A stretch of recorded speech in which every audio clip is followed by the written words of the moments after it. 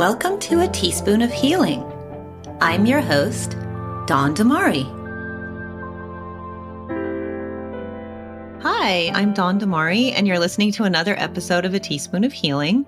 Today, I have a guest with me, Lynn Abaté-Johnson. She's returning to the podcast. Lynn is a speaker, a two-time international best-selling author, and a global community builder. Hi, Lynn. Hi, Dawn. Thanks for having me back. How fun. How fun it is to have you back. Thank you so much for joining me again on the Teaspoon of Healing. And how has your day been? It's been great. It's been, full. The days are full. The days are full. How about you? I hear you. All good with you? Yeah, same thing. Very full day. Yeah. Every day is full, and I'm not complaining.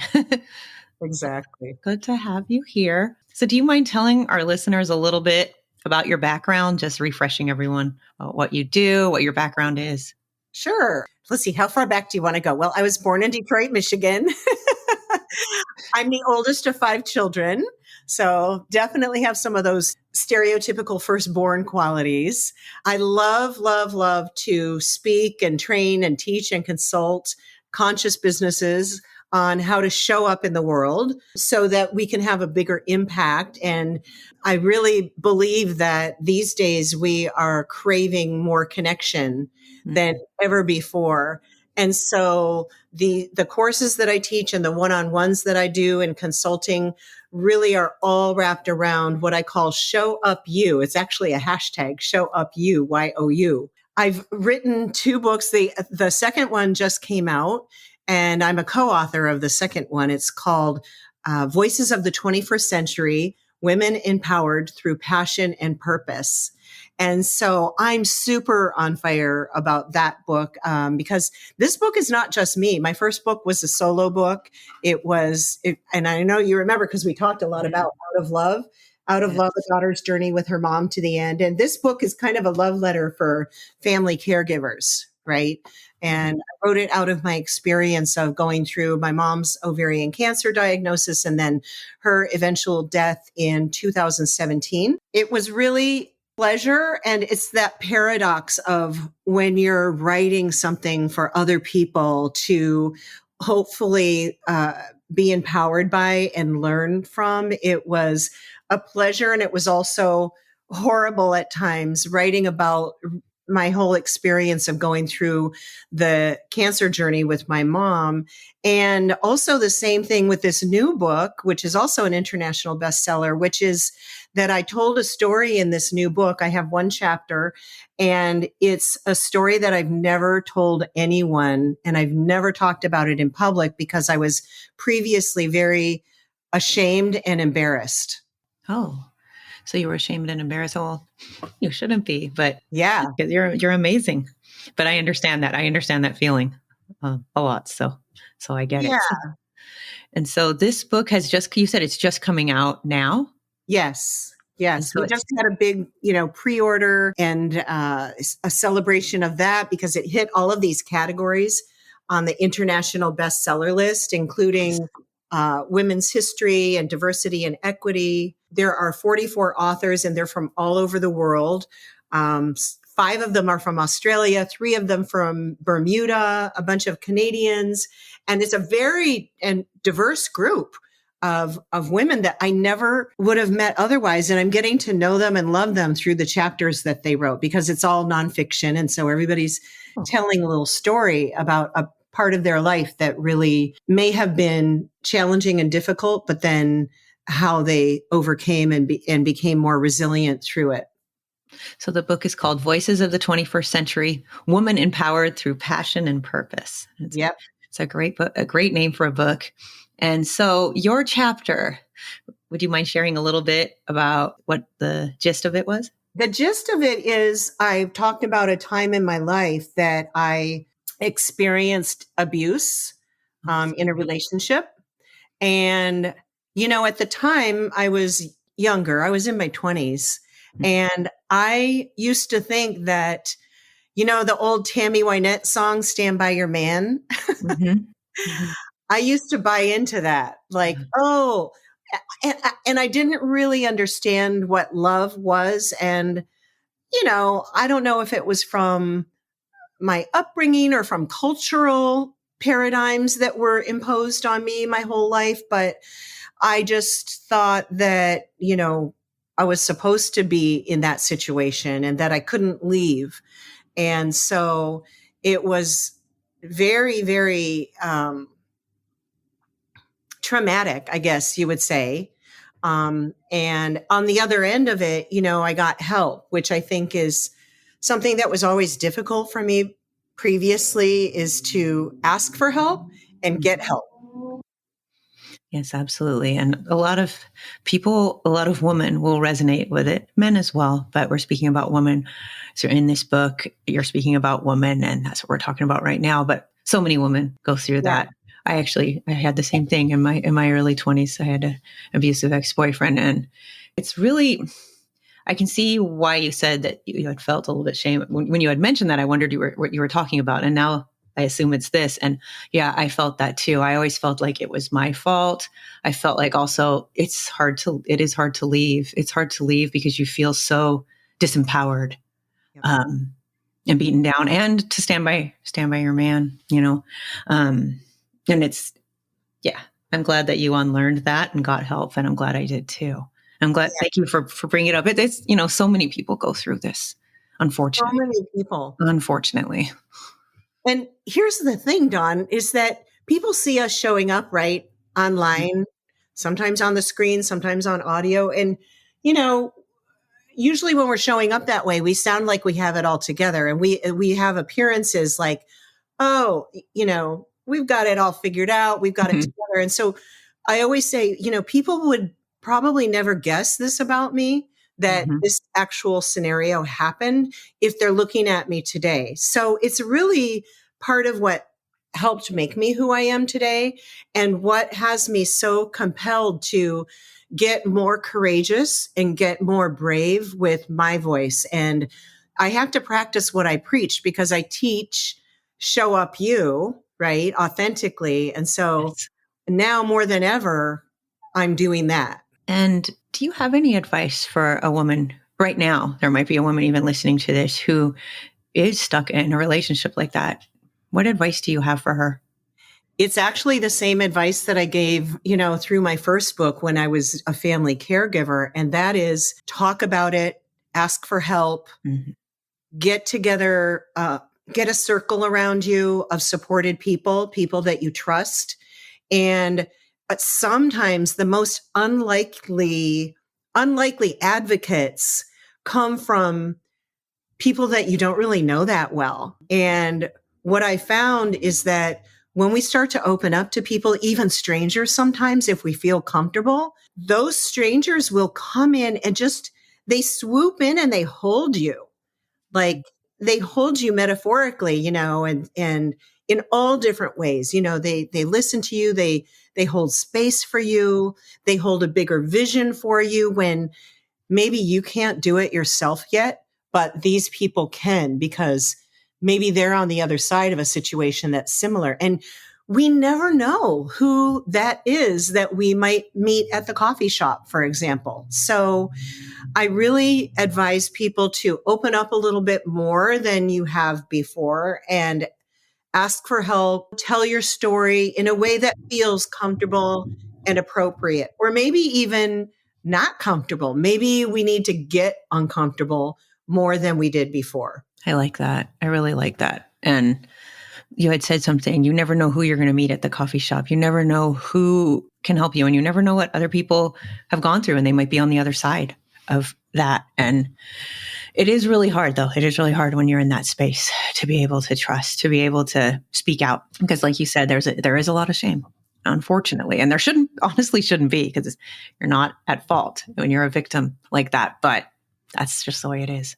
Mm-hmm. Yeah. I mean, people are people. My mom always taught me, people are people, and you never know what people are going through. And I think that these days, again, especially because we're all feeling a little bit or a lot disconnected, that we need to bring our humanity through. And Yes.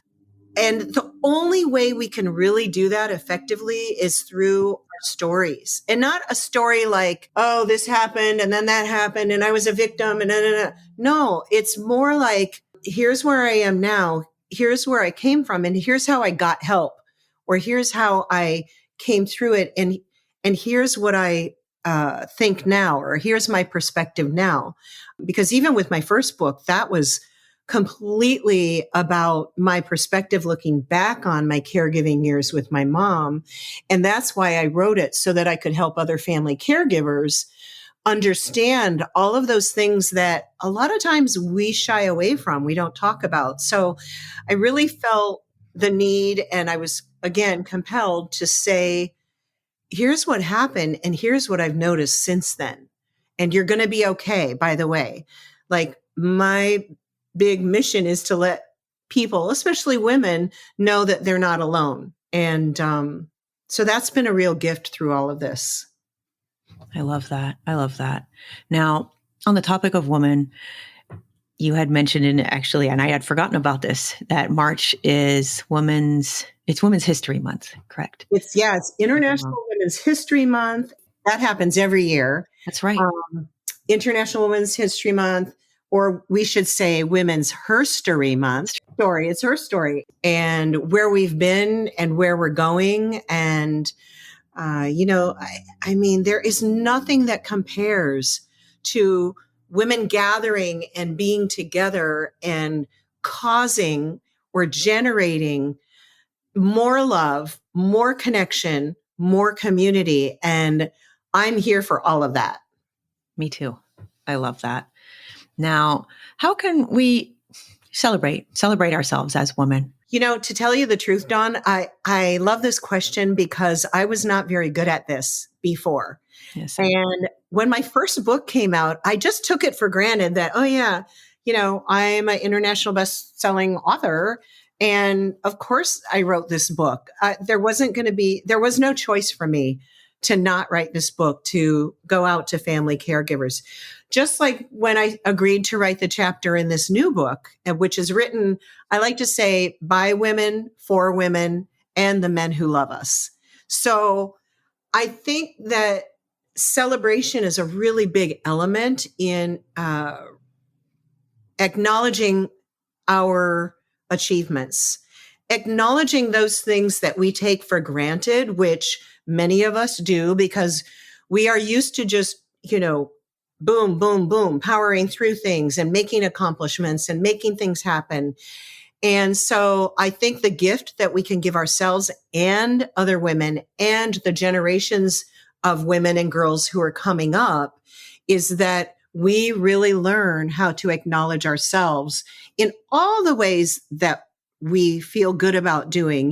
Some women, they love to celebrate with food and cooking a special meal or going to a special restaurant.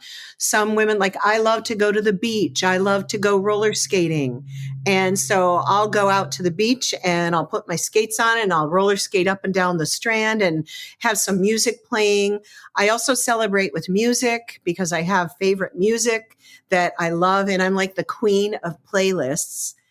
And so back when my first book came out, I was working with my coach at the time, and she said, Lynn, this is a really big accomplishment. How are you going to celebrate? And I was dumbfounded. I didn't have any answer for her of how I was going to celebrate. And so she really caused me to think about, wow, I guess this is a big deal. And so I made it a point, light a candle, play the music, dance around the house, go to the beach, go for a walk, all of those things, or have a little party and have the people that you love come around and celebrate you in that way. So yeah, those are some ways that I love to celebrate. And I really encourage women to start doing that if you're not already, because we do accomplish a lot. And often it's not even noticed unless we speak up about it. So I think it's part of being our authentic selves. I love that. And is there anything that we should unlearn as women? There's been a lot of things that we have been told, this is how we should celebrate being a woman. This is what we should do. Is there anything that we should unlearn when we're celebrating ourselves? Yeah, I think it's important to look at those paradigms and those kinds of legacy kind of lessons that came up with us from our childhood, from the day we were born all the way through our formative years. And I think that part of it is part of it for me was to keep your personal life separate from your business life.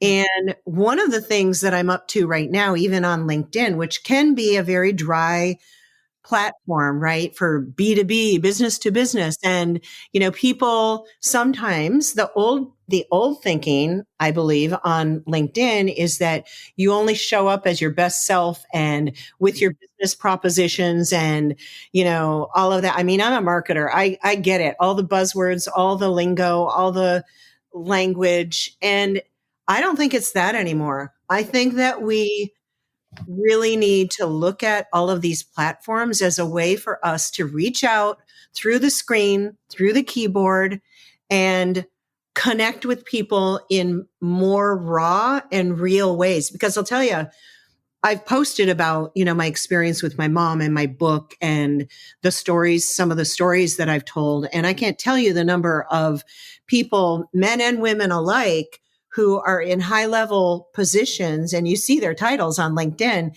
and they come in and they go, oh yeah, like my kid has been sick and we were afraid they were going to die, or my kid got in a motorcycle accident, or my mom has Alzheimer's. And so people start to reveal, as we start to reveal and we open up, other people feel like they have permission to do the same thing. So that is a key for me these days, is to what I call humanize LinkedIn, humanize LinkedIn. I like that. So say you're somebody who wants to connect more and through social media, you want to connect more with people all over the world, but you want to be more authentic and you're a little shy or hesitant to do it. Do you have any tips to get started? Yeah, that's a really, really good question. So I was just talking to somebody about this yesterday, and, we are human and we get to choose how much we share with people. Mm-hmm. So I would dip the toe in the water a little bit and I would just say, people feel more comfortable sometimes talking about their pets, mm-hmm. right?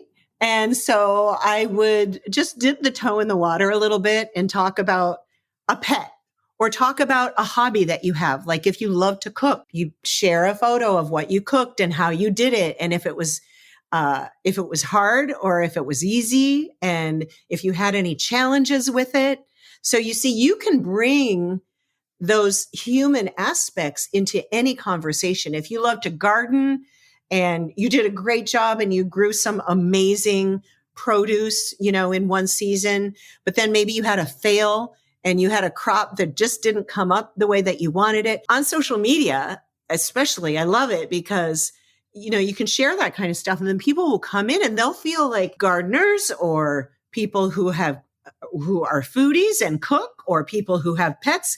They will all come in and they will give their opinion and they will give you advice and help you with ideas. And it's just amazing. So I say we use tools like social media instead of letting social media use us. I really like that. Using social media rather than letting it use us, because it does seem like it's been the latter often, but I really like everything you said for people who are hesitant. Pets are a great thing, cooking or hobbies, and just showing up authentically. Because I think that's what people want, rather than seeing everything, perfectly curated, perfectly, influenced or whatever it is. They want to see real because they just want to connect with other people. Maybe it's because of all those years that we couldn't connect in real life. Now people really want to connect, I think much more. And I think these tools are great when they really can be great for stuff like this. We talk a lot about the negatives of it. There's many negatives. Of course, there are many negatives, but there's so many positives. Yes. There really are. Social media can be just a train wreck, right? Yeah. I'll watch my potty mouth right now, but it can be a train wreck. And I've chosen to use it to my advantage, not the train wreck part, but the part where I'm connecting with people on a deeper level. And then I meet people in real life, or I don't want to say real life. It's all real life, but I meet people in person. And when I meet people in person, it's just the greatest joy that I have is to meet someone in person that I've known online for a while. And I'm so fortunate to have several of those people who I've met, even overseas in Australia, who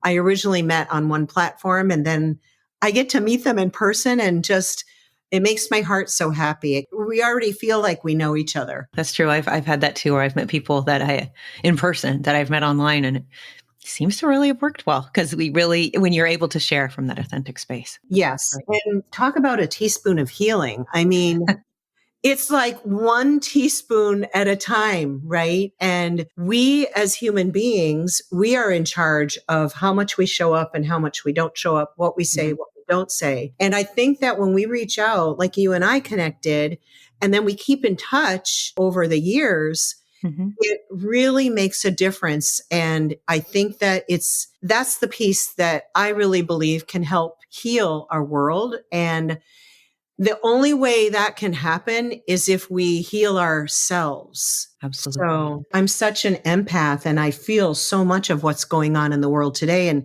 sometimes I don't feel like celebrating.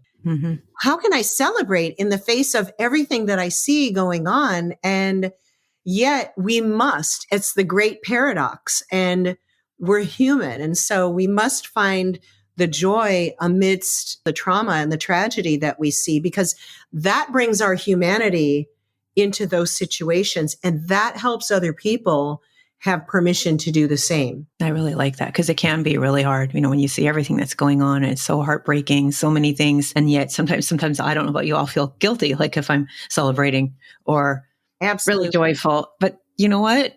I shouldn't. I should not feel that. We shouldn't. This is the essence of life and connecting with people and humanity. And that's how things hopefully will change. Hopefully will change worldwide, because I do feel like we're kind of at a crossroads as a society, but let's just hope things start to get a little better. Yeah. I mean, I don't know why, but I still have hope myself. Me too.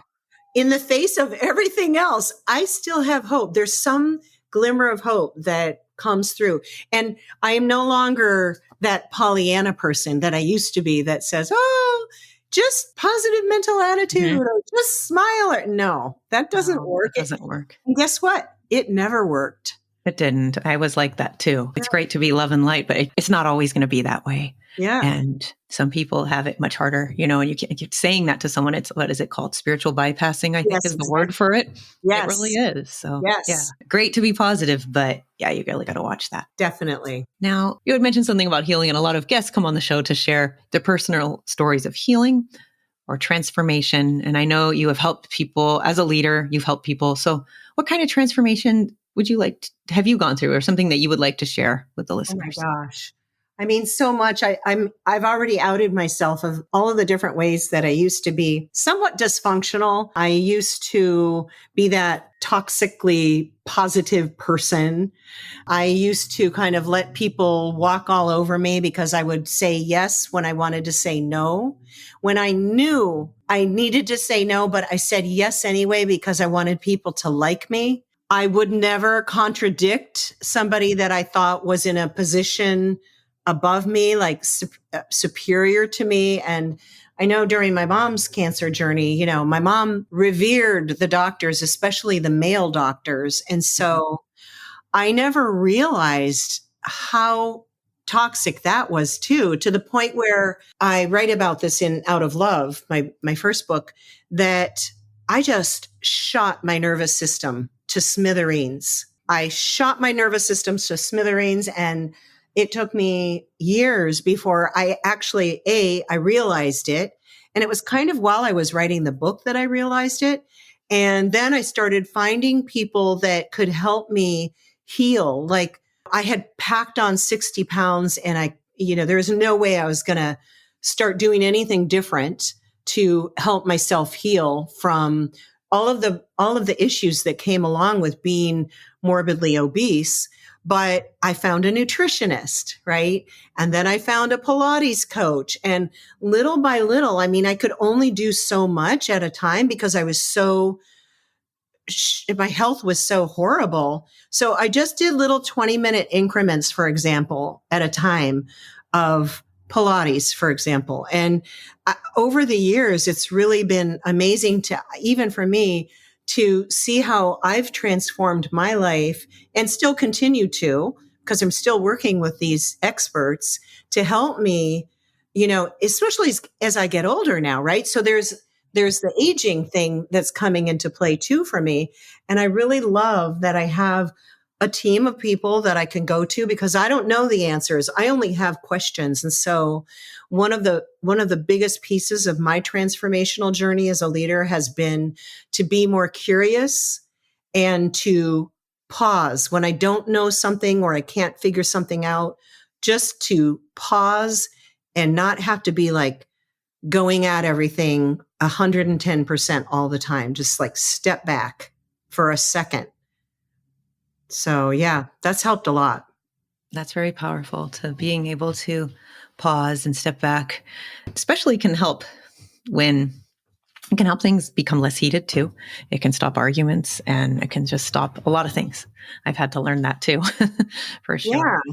And just kind of getting curious, like instead of thinking, oh, blah, blah, blah, that happened. That should not have happened. I've removed the word should from my vocabulary, which has been so liberating.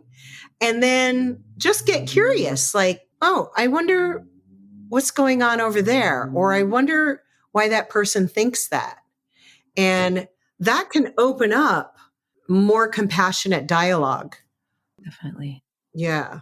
Definitely does. Now, tell our listeners a little bit about, so you're a speaker as well. So do you have any upcoming events that you're speaking at, or are you doing any tours?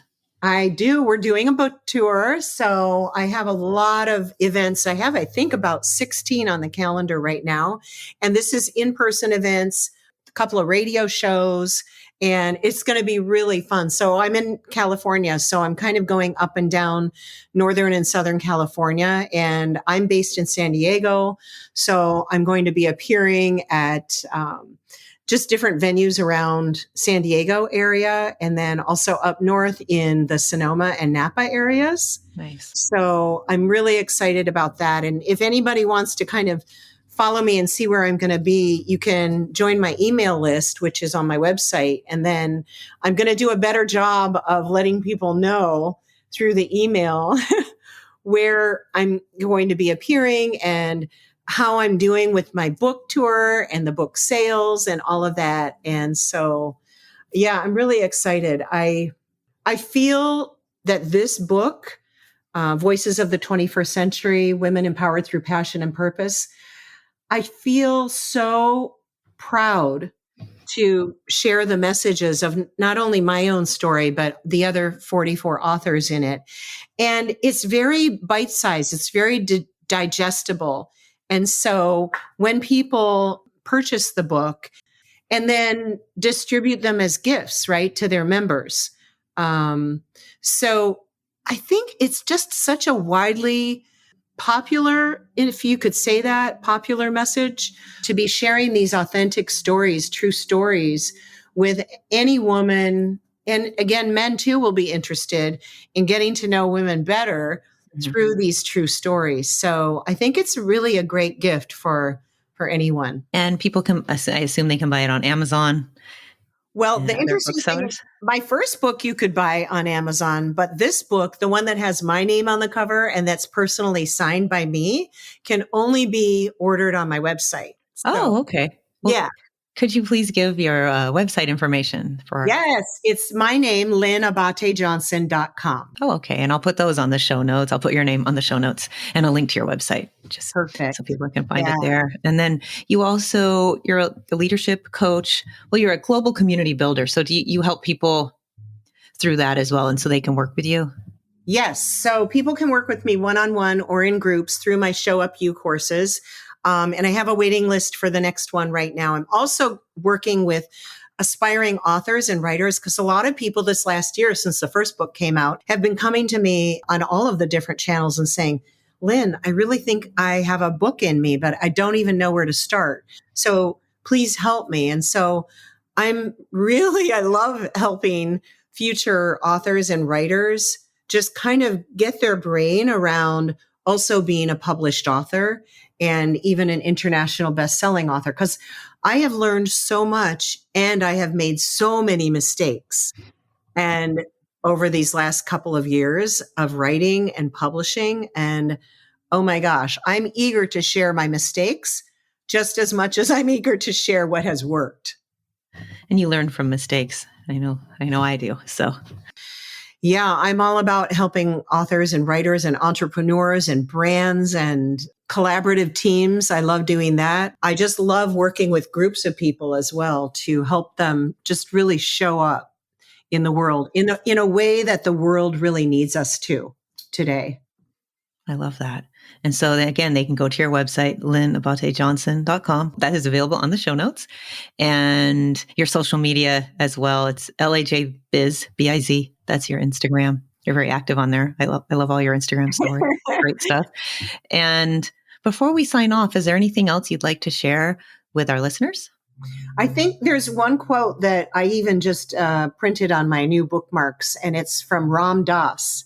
And the quote is, "We're all just walking each other home." Yeah. And I'm a bottom line person. Like, give me the bottom line. And I think for me, that is the bottom line, that we're all just walking each other home. So whatever it is, whatever we're going through, let's talk about it. Because I think that these conversations can have an impact and a ripple effect throughout our communities and then further out into the world. I love that. And I love that quote too by Ram Dass. It's so true. It's a good one. It really is. Yeah. Well, thank you, Lynn, for joining me on the podcast again. I really enjoyed having you. Thank you. And I'm going to check out your book, and I hope everybody orders it. You can get it on the website. And I hope you have a great evening. Thank you. You too. Great. Thanks again. And we will talk again soon. Susan, you remember the time we were in Orange County? We were driving around and we got lost, and we ran into this place called Avila's El Ranchito. You remember the place? The place had awesome decor and authentic margaritas. Did you know that Avila's El Ranchito has been around since 1966? They have 13 locations throughout Orange County. Visit Salvador Avila's location in Lake Forest and Foothill Ranch for great food, ambiance, and specialty margaritas.